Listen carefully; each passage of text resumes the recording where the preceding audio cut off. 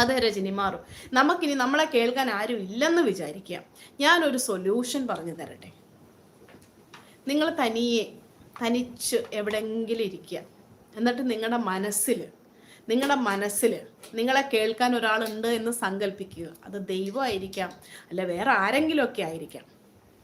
നിങ്ങൾക്ക് ഇഷ്ടമുള്ള അല്ലെങ്കിൽ നിങ്ങൾ ആഗ്രഹിക്കുന്ന ഒരു ദൈവം എന്ന് തന്നെ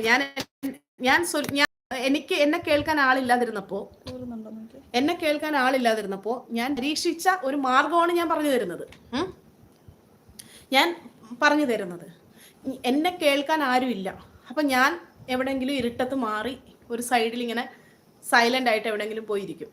സൈലൻ്റ് ആയിട്ട് ഞാൻ എവിടെയെങ്കിലും മാറിയിരുന്ന് ഫോണൊക്കെ ഞാൻ മാറ്റി വെച്ചിട്ട് ഞാൻ ഇങ്ങനെ മനസ്സിൽ എൻ്റെ പ്രശ്നങ്ങൾ മുഴുവൻ ഞാൻ എന്നോട് തന്നെ ഞാൻ എൻ്റെ പ്രശ്നങ്ങളെല്ലാം പറയും.